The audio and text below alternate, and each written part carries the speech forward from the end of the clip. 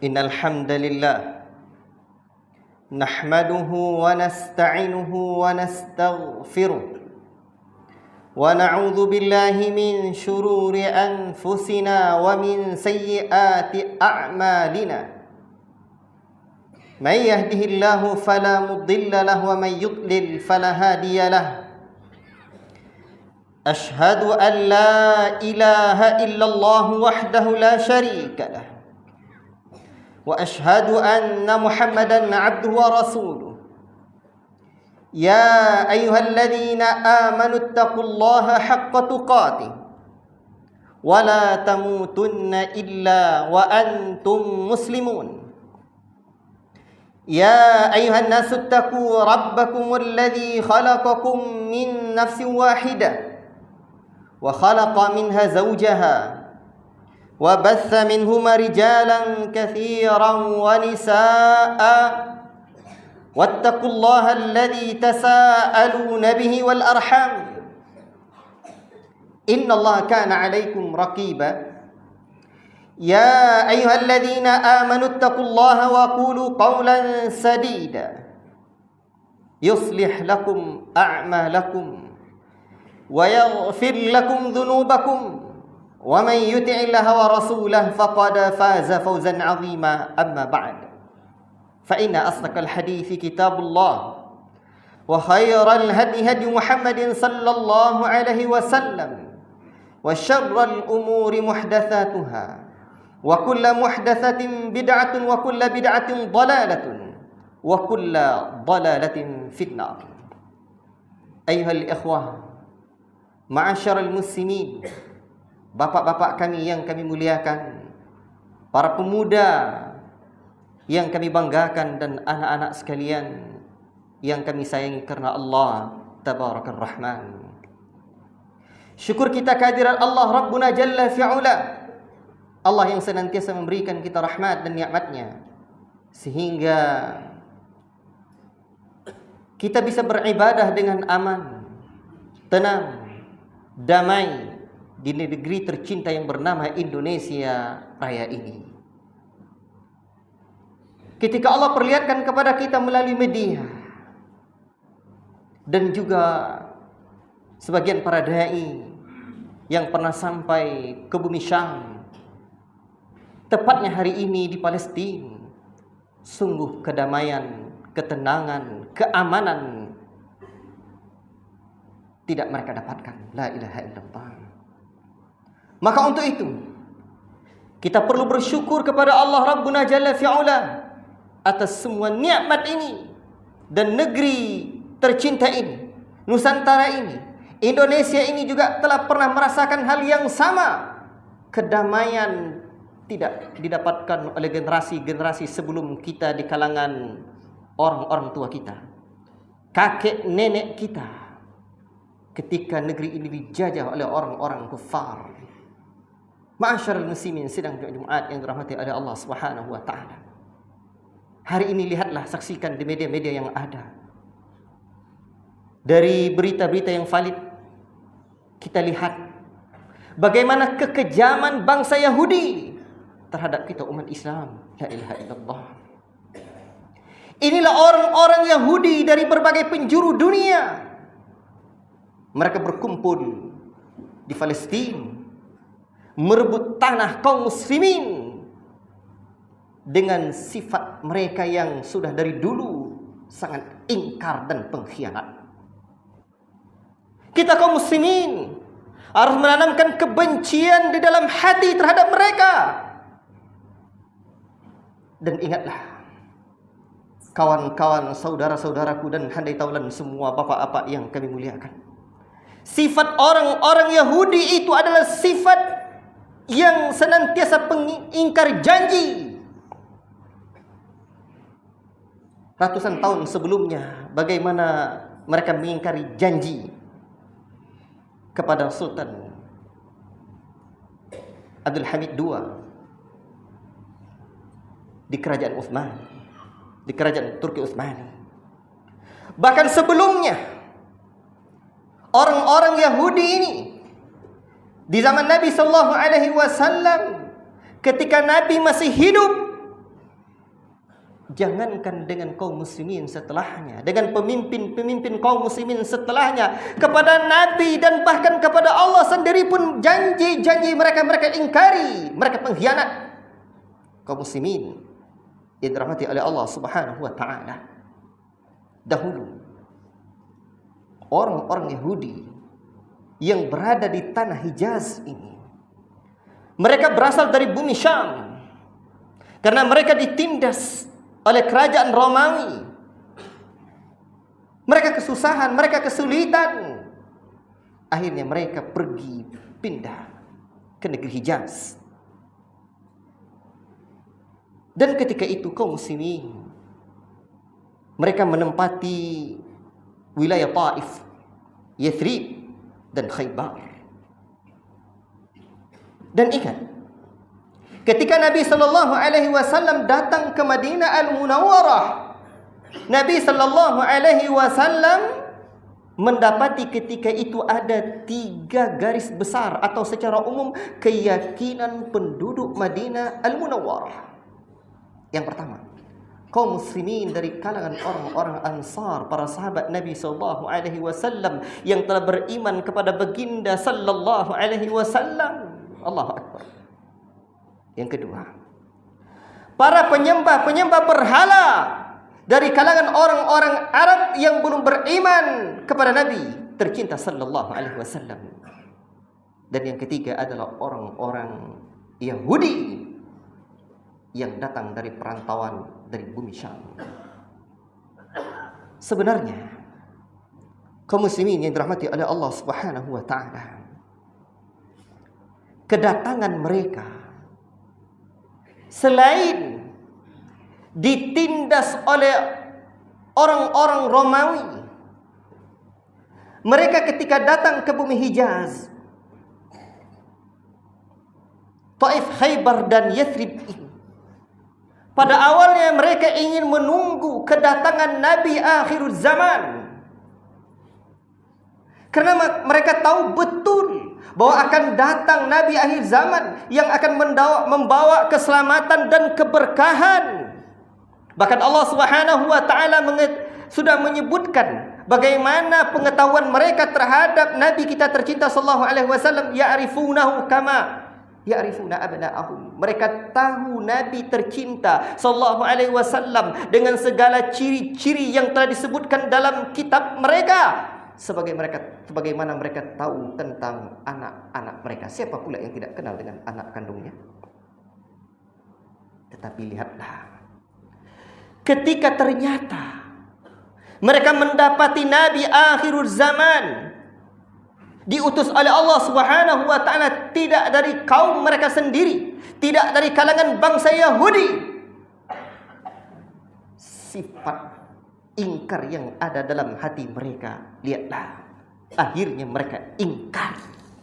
Mereka tidak beriman kepada Nabi sallallahu alaihi wasallam. La ilaha illallah. Dan Nabi tercinta sallallahu alaihi wasallam juga sebenarnya sudah tahu atas petunjuk dari Allah Rabbul Alamin bagaimana sifat mereka. Makanya Nabi SAW menceritakan kepada para sahabatnya bagaimana pengingkaran kaum Yahudi terhadap nabi-nabi sebelumnya. Bahkan mereka bunuh para nabi tersebut.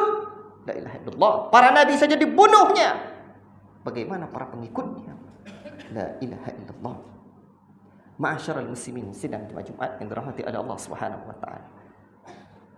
Maka ketika melihat sifat mereka yang seperti itu, Nabi SAW di kota Madinah Al-Munawwarah, kota yang dibangun oleh Nabi yang dulunya bernama Yathrib, negeri yang dulu tidak terpandang, akhirnya menjadi kota yang bercahaya sehingga namanya Madinah Al-Munawwarah, kota yang bercahaya.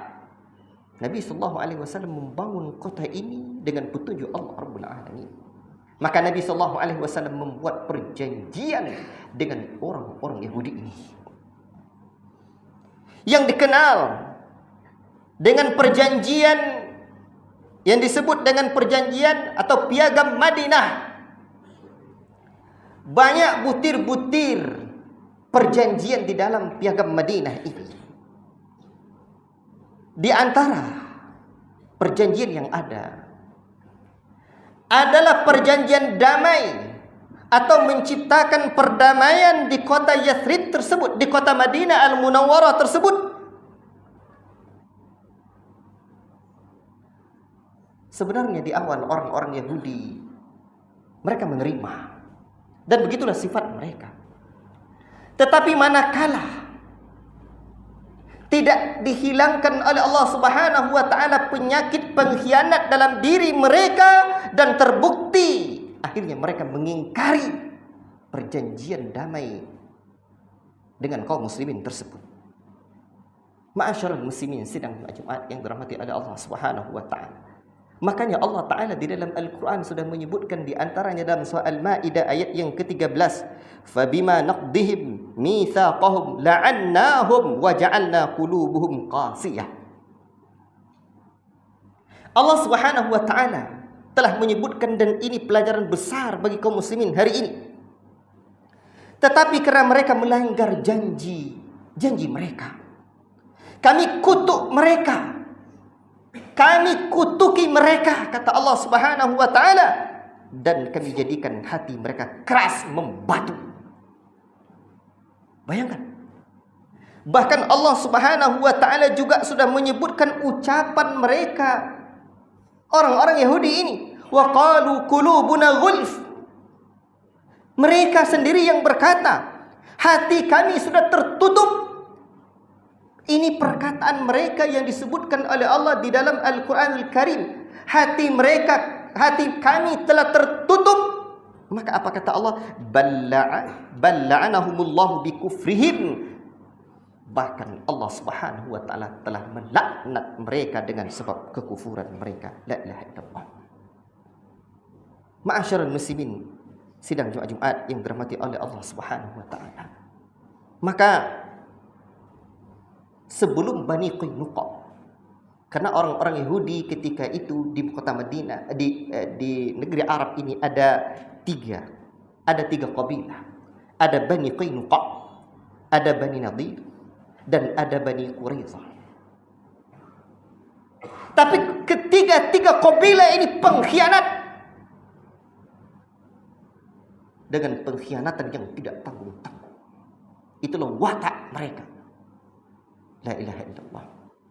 Ma'asyiral muslimin sidang Jumat yang dirahmati oleh Allah Subhanahu wa taala. Pasca perang Badar,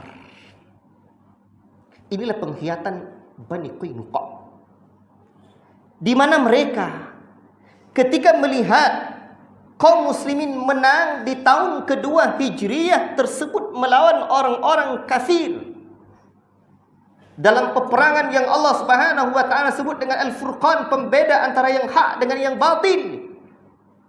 Orang Yahudi di sini mulai pemicu akan terjadinya perang antara kaum muslimin dengan orang-orang Yahudi. Pasca perang tersebut, orang-orang Yahudi iri, dengki melihat kaum muslimin menang, melihat kaum muslimin berjaya, melihat kaum muslimin ini, Allahu Akbar, mendapatkan kedamaian, mendapatkan harta. Mereka iri. Tidak boleh ada kemenangan, kesenangan, kejayaan, bahkan harta tidak boleh. Kaum muslimin dapatkan hati mereka tak senang, iri, dengki, dendam, kesumat mereka. La ilaha illallah. Maka kaum muslimin pun dihina-hina oleh mereka, oleh orang-orang Yahudi di Madinah ini. Padahal sudah ada perjanjian damai dengan mereka, tidak perjanjian damai antara kaum muslimin dengan mereka. Allahu Akbar. Dan satu negeri tentulah perlu kedamaian, ketenangan. Ini penyebab yang pertama, iri, dengki. Sehingga akhirnya apa? Tentulah kaum muslimin juga pantang untuk dihinakan. Kedua, lihatlah bagaimana perangai mereka ini sungguh sangat memalukan. Ada kejadian yang sungguh sangat bagi seorang yang telah tertanam dan terhujam dalam iman di hatinya, darahnya akan mendidih ketika mendengarkan kisah kaum muslimin dilecehkan. Satu hari di pasar Bani Qainuqa.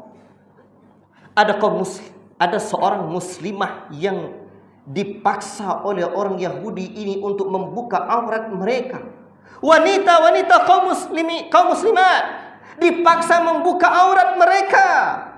La ilaha illallah. Tentulah mereka pertahankan aurat mereka. La ilaha illallah. Tetapi ada seorang muslimah yang diikat pakaian bawah dan pakaian atasnya oleh seorang Yahudi agar tersingkap aurat mereka, agar terbuka hijab dia. La ilaha illallah. Akhirnya terbukalah hijab seorang wanita muslimah ini. Dia pun berteriak. Dan di saat itu pula ada seorang muslim yang mendidih darahnya. Di saat itu pun dia terjang, dipukul dan dibunuhnya seorang Yahudi tersebut. Siapa pula yang tidak akan mendidih darahnya melihat seorang muslimah diperlakukan sehina itu oleh seorang Yahudi laknatullah alaihim. Masyaallah muslimin, sidang Jumat yang dirahmati oleh Allah Subhanahu wa taala. Adakah mereka tempati perjanjian damai antara mereka dengan kaum muslimin? Jauh panggang dari api. Dan mereka juga marah. Itulah pemicu di antara sekian banyak sikap jelek mereka terhadap kaum muslimin. Maka akhirnya siapapun yang sampai sana, kaum muslimin pun mereka aniaya, mereka bunuh. La ilaha illallah. Akhirnya Rasulullah SAW pun mengumpulkan para sahabat. Mendengar ada seorang muslimah tersebut dihinakan, dilecehkan, Rasul kumpulkan para sahabat. Rasul perangi mereka, orang-orang Yahudi Bani Qainuqa tersebut. Tak ada perlawanan. Ketika kaum muslimin ini bangkit dengan keimanan dan kekuatan mereka dengan izin Allah, tak ada di antara mereka yang berani melakukan perlawanan. Akhirnya mereka buat perjanjian lagi dengan Rasul. Lalu akhirnya Rasulullah SAW mengusir mereka dari Madinah Al-Munawwarah, dari Arab. Ini kaum Yahudi Bani Qainuqa. La ilaha illallah. Demikian pula dengan penghiyatan kaum Bani Nadir. Kaum Bani Nadir ini, mereka tidak ingin kaum muslimin ini berada dalam kedamaian, ketenangan. Kaum muslimin tidak ingin mereka selalu berada dalam kenyamanan. Di Madinah ada dua suku, Aus dan Khazraj, yang dulu berperang. Tapi setelah datang Rasul, mereka berdamai. Sehingga Allah menggambarkan, ingatlah nikmat ketika dahulu kalian a'da'a fa asbahtum bi ni'matihi ikhwana. Lalu Allah Ta'ala jadikan kalian bersaudara. Namun orang Yahudi tidak senang kaum muslim bersaudara. Aus dan Khazraj bagaimana mereka berseteru dan berperang lagi, senantiasa mereka gembus-gembusi. Mereka ingat-ingatkan mereka dengan peperangan yang pernah dilakukan oleh dua kabilah ini, Aus dan Khazraj ini. Mereka bacakan syair-syair yang memicu kemarahan di antara dua kabilah ini. Akhirnya Aus dan Khazraj pun berperang pula. Sedikit mereka mulai ingin bertikai, beradu fisik. Tapi Rasulullah SAW masih ada. Akhirnya Rasulullah SAW damaikan mereka. Lalu Rasulullah SAW pun melihat sikap mereka seperti itu. Akhirnya bin Nadir pun terusir. La ilaha illallah. Coba bayangkan. Inilah sikap mereka. Bahkan Rasulullah Allah Subhanahu wa taala, bahkan Allah Subhanahu wa taala sudah menyebutkan bukan hanya itu. Di dalam surah Al-Maidah itu mereka juga disebutkan sifatnya oleh Allah, yuharrifunal kalima an mawadhi'i, dan mereka suka mengubah-ubah perkataan Allah Subhanahu wa taala bukan pada tempatnya. La ilaha illallah. Kalau mereka menentang Allah dan Rasulnya, ucapan Allah mereka ubah-ubah, Nabi mereka perangi, Nabi mereka khianati, apalagi kaum muslimin yang hari ini. Kita hari ini tentu tidak akan berhati senang mereka dan senantiasa akan mereka ingkari. Ya, mereka senantiasa merusak tatanan keamanan kaum muslimin. Fa'tabiru ya ulil absar la'allakum turhamun.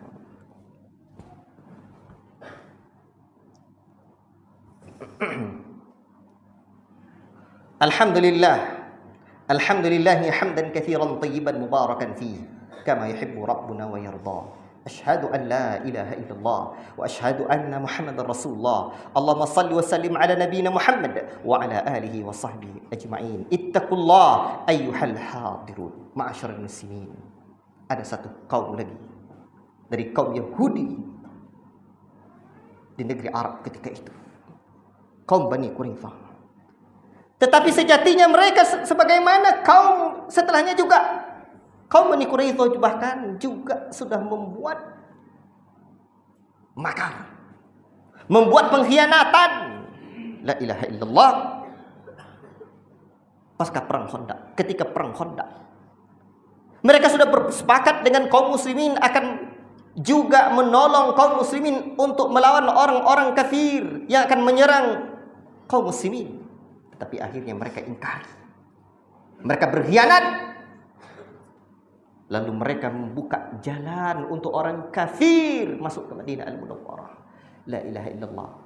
Kaum Bani Quraizah, mereka ikut rayuan salah seorang pemimpin Yahudi dari kalangan Bani Nadir, Huyai bin Akhtab. Akhirnya pasca perang Khandaq, Rasul pun perang mereka dan mereka pun terusir. Dan 400 orang di antara mereka dihukum mati. Anak-anak ditawan, wanita-wanita ditawan. Itulah sikap Rasul untuk mereka. La ilaha illallah. Kita sampai akhir kiamat pun tidak akan pernah berdamai dengan orang-orang Yahudi.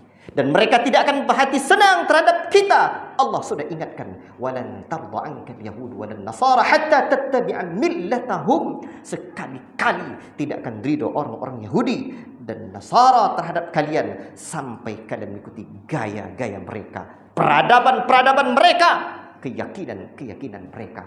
Maka kita perlu tanamkan keyakinan ini pada hati kita dan anak-anak kita.